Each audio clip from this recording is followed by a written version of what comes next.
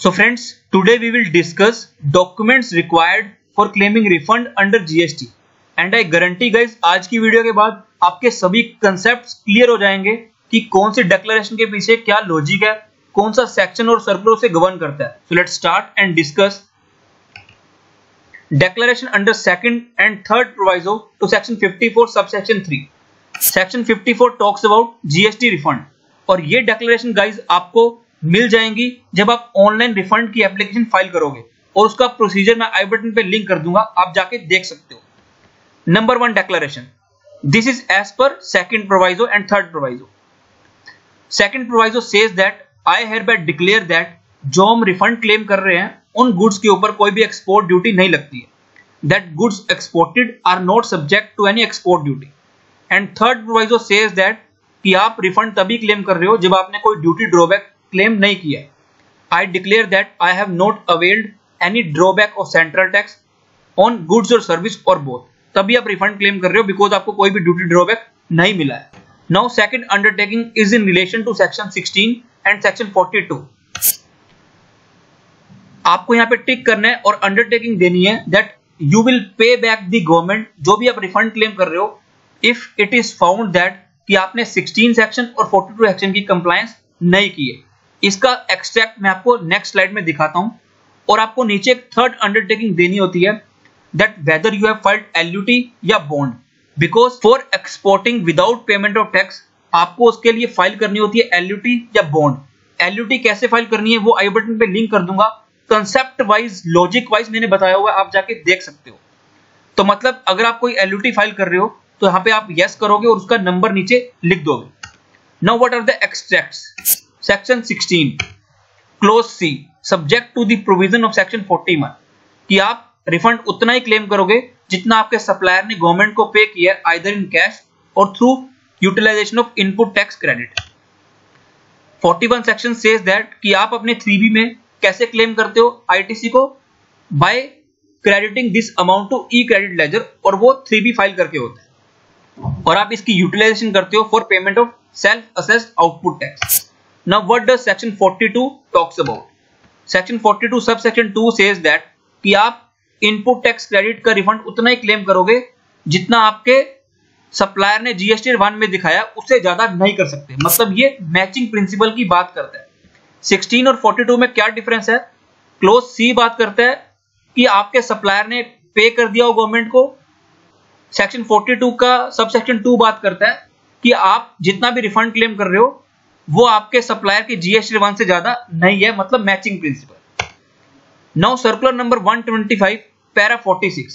मैंने आपको बताया कि आप रिफंड क्लेम करते हो और आप एक्सपोर्ट करते हो bye filing LUT without payment of tax. अब जब एलयूटी फाइल करते हो उसके रिगार्डिंग एक इंपॉर्टेंट पॉइंट है. एलयूटी फाइल करने की कंडीशन क्या होती है कि आपके अगेंस्ट पिछले 5 साल में कोई भी प्रोसिक्यूशन का केस नहीं लगा हुआ for the amount exceeding 250 lakh rupees. अगर आपके अगेंस्ट कोई प्रोसिक्यूशन हुई है लास्ट 5 ईयर में 250 लाख रुपीस से अबव, तो उस केस में आप एलयूटी फाइल नहीं कर सकते हो. आपके पास सिर्फ ऑप्शन रहता है बॉन्ड फाइल करने का और तभी आप एक्सपोर्ट कर सकते हो विदाउट पेमेंट ऑफ टैक्स. तो मतलब बात क्लियर हो जाती है कि अगर आप एक एलयूटी फाइल कर रहे हो दैट मींस कि आपके अगेंस्ट कोई भी प्रोसिक्यूशन 250 लाख से अबव नहीं हुई है. अब मैं आपको ये बात क्यों बता रहा हूं, बिकॉज जब आप अंडरटेकिंग देते हो कि हाँ आपने एलयूटी फाइल कर ली है और आप अपना एलयूटी नंबर लिख देते हो जो मैंने आपको लास्ट स्लाइड में दिखाया, तो डिपार्टमेंट क्या कर रहा था, डिपार्टमेंट एक अंडरटेकिंग मांगता था आपसे अलग से कि आप हमें अंडरटेकिंग दो कि आपके अगेंस्ट कोई भी प्रोसिक्यूशन 250 लाख से अबव नहीं हुआ है. तो गवर्नमेंट ने क्लियर किया अगर कोई पर्सन एलयूटी नंबर लिख रहा है उसका अपने आप में मतलब है कि उसके अगेंस्ट कोई भी ऐसी प्रोसिक्यूशन नहीं है, बिकॉज वो तभी एलयूटी फाइल कर सकता है, अदरवाइज वो फाइल कर ही नहीं सकता. It is clarified that this requirement मतलब ये जो डिपार्टमेंट अंडरटेकिंग मांग रहा है 250 लाख से अबव, ये ऑलरेडी सेटिस्फाई हो जाती है in case of export under LUT. And asking for self declaration with every refund claim where the exports have been made under LUT is not warranted. और अगर आप हमसे बार बार ये अंडरटेकिंग मांगोगे और हमने एलयूटी फाइल की हुआ है, ये तो ठीक नहीं है. Now let's move on to statement 3 under rule 89(2)(b and 89(2)(c. अब सपोज करो आपके 10 जीएसटी नंबर है तो आपको 10 स्टेटमेंट 3 फाइल करनी होंगी. डोंट वरी कि आपको ये स्टेटमेंट्स कहां से मिलेंगी, मैंने आपको बताया वीडियो आई बटन पे लिंक होगी, आप जाके प्रोसीजर देख सकते हो, आपको सब पता लग जाएगा कि आपको ये कहां से डाउनलोड करनी है। यहां पर आपका जीएसटी नंबर आएगा, यहां पर आपका पीरियड आएगा। पीरियड में भी एक क्लैरिफिकेशन कर दी है, जो न्यू सर्कुलर आया है वो आपके साथ मैं डिस्कस करूंगा कि आप पीरियड में 1 साल लिख सकते हो, 2 साल लिख सकते हो, मतलब कंबाइन करके भी क्लेम कर सकते हो। पहले क्या होता था कि पहले सिर्फ 1 मंथ का क्लेम करते थे, फिर इन्होंने क्वार्टर भी कर दिया, 2 क्वार्टर को भी कंबाइन कर सकते हो, बट सिर्फ 1 साल में। अब इन्होंने कंबाइन कर दिया कि आप 18, 19, 17, 18 का कंबाइन करके भी क्लेम कर सकते हो GST refund. Now serial number, यहां पर आपको हर रो में सीरियल नंबर लिखना पड़ेगा, अदरवाइज आपके यहां पर एरर शो करेंगे। Invoice details, number, date and value. Goods है तो जी, सर्विस है तो S. Shipping bill and EGM details are compulsory in case of goods. जब आप एक्सपोर्ट करने लगते हो इंडिया से, तब आप शिपिंग बिल फाइल करते हो, और जब एक्सपोर्ट हो जाता है तो ईजीएम इशू करते हो। यहां पर आएगा आपका port code, shipping bill number and date, EGM reference number and EGM date. और सर्विस के केस में आपको देनी होती है डिटेल एफआईआरसी की। अब एफआईआरसी क्या होता है? Foreign inward remittance certificate. These are the actual proof कि आपने सर्विस को एक्सपोर्ट किया है। सपोज करो invoice number this 1718-015 row number 3, इस इनवॉइस को आपने रिसीव किया है 3 इंस्टॉलमेंट में, तो आपको बैंक से मिलेंगे 3 एफआईआरसी। तो यहां पर आपको हर एफआईआरसी का नंबर लिखना होगा इंक्लूडिंग इट्स डेट। अब ध्यान से समझना, जितने आप एफआईआरसी लिखोगे उसके सामने आप उसके नंबर लिखोगे। एफआईआरसी काउंट यहां पे 3, अदरवाइज आपके एरर आएंगे। प्लीज इसको ध्यान से समझो, काफी लोग इस बात के लिए कंफ्यूज रहते हैं। सीरियल नंबर 4 के लिए 2 सर्टिफिकेट आए हैं, तो इसके अगेंस्ट हमने लिख दिया 2 नंबर। अगर आप नहीं लिखोगे तो एरर आएंगे और आपकी एप्लीकेशन प्रोसेस नहीं होगी। ईजीएम की डिटेल आपको आइस गेट पोर्टल से मिल जाती है। Now eligible refund, this is as per circular number 59। Lower और below 3 item will be considered as the eligible amount of refund. Number 1 refund as per formula statement 3A, जो हम next slide में cover करेंगे। B, अब suppose करो आप आज के दिन बैठकर रिफंड क्लेम कर रहे हो अप्रैल टू जून 18 का, तो बी पॉइंट में हम लिखोगे कि balance remaining in E credit ledger at the end of tax period for which refund is claimed. मतलब अप्रैल टू जून 18 के रिटर्न फाइल करने के बाद आपके ई क्रेडिट लेजर में कितना बैलेंस पड़ा हुआ है वो आप बी पॉइंट में लिखोगे। C, balance in E credit ledger at the time of filing refund application. मतलब मैं आज फाइल कर रहा हूं तो आज मेरे ई क्रेडिट लेजर में कितना बैलेंस पड़ा हुआ है। फिर से रिपीट करता हूं, ए एज पर फॉर्मूला अभी हम देखेंगे, बी कि जिस पीरियड का फाइल हो रहा है उस पीरियड के एंड में, मतलब अप्रैल टू जून 18 के एंड में कितना बैलेंस पड़ा हुआ है बी में। सी में जब रिफंड की एप्लीकेशन फाइल कर रहे हो मतलब आज, तब बैलेंस कितना पड़ा हुआ है ई क्रेडिट लेजर में। Now statement 3A under rule 89 sub rule 4, computation of refund to be claimed. Statement 3A, turnover of zero rated supply of goods और service, adjusted total turnover, net input tax credit, maximum refund.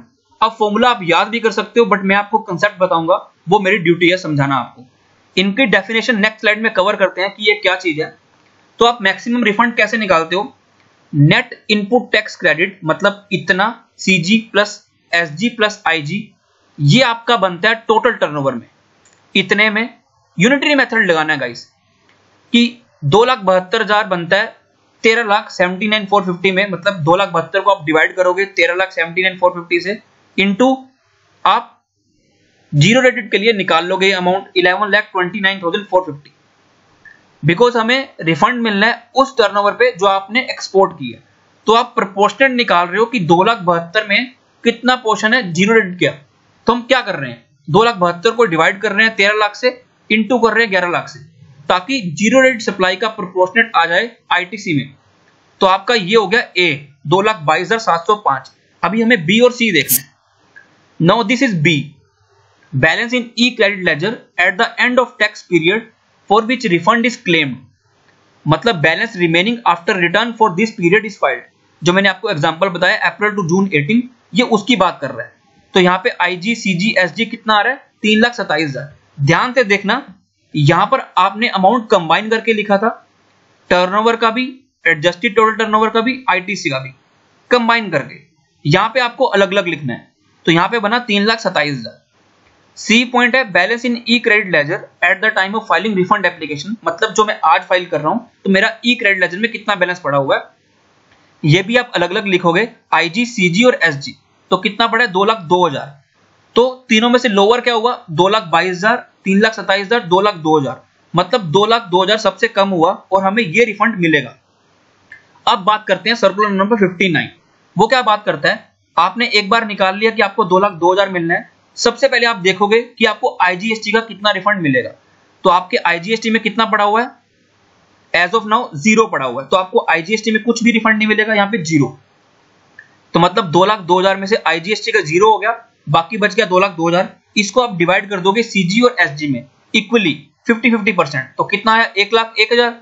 1,01,000 आप CG में claim कर लोगे, 1,01,000 आप SG में claim कर लोगे। आपके माइंड में काफी सारे क्वेश्चन आएंगे इसको लेकर। ऑल्दो मैं पहले भी बता चुका हूं ये सर्कुलर, वो वीडियो मैं आई बटन पे लिंक कर दूंगा, बट थोड़ा सा बताता हूं, लंबी नहीं करना चाहता इस वीडियो को। सपोज करो आईजी पड़ा हुआ 70,000, तो यहां पर आप 70,000 लिख दोगे, तो 2,02,000 माइनस करोगे 70,000, तो कितना आया 1,32,000। 1,32,000 को आप डिवाइड कर दोगे सीजी और एसजी में 50-50%।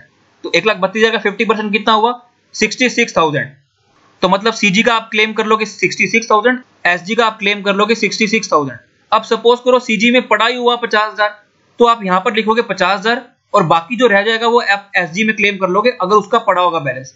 तो गाइस ये सभी कॉम्बिनेशन परम्यूटेशन आई बटन पे लिंक्ड है, वहां पर आप जाके समझ सकते हो। Now other document list. Net ITC का मीनिंग क्या होता है? नेट आईटीसी मींस जो मैंने आपको लास्ट स्लाइड में दिखाया, total ITC available, CG, SG और आईजीएसटी कंबाइन करके, less ITC on capital goods because इसका रिफंड नहीं मिलता, less blocked ITC section 17 subsection 5। इसकी भी वीडियो डिटेल्ड में बनाई हुई है मैंने ब्लॉक्ड आईटीसी की, वो भी आप आई बटन पे जाके देख सकते हो। Now adjusted total turnover, domestic turnover plus zero rated supply excluding exempt supplies.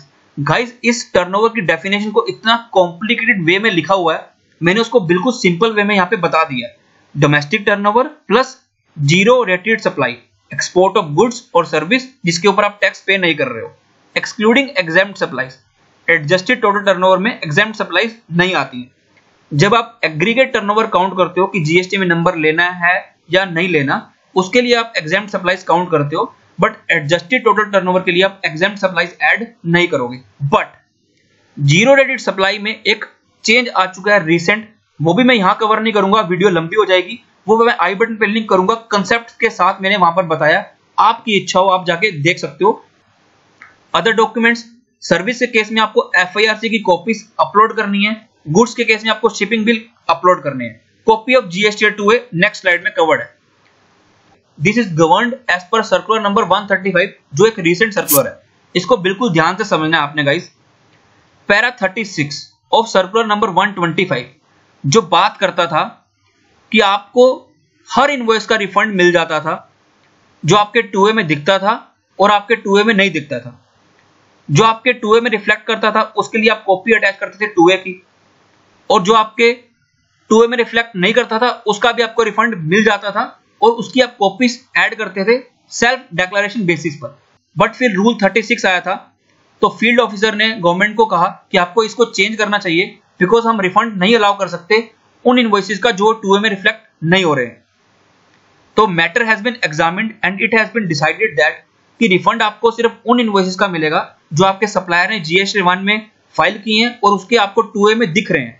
Accordingly, para 36 of circular number 125 stands modified to that extent. But इसको ध्यान से समझो, रूल 36 क्या बात करता है कि आपको आईटीसी मिलेगा जो आपके 2A में इनवॉइसेस रिफ्लेक्ट कर रहे हैं, और जो इनवॉइसेस रिफ्लेक्ट नहीं कर रहे हैं उनका आपको आईटीसी मिलता है 10% ऑफ इनवॉइसेस जो 2A में आ रहे हैं।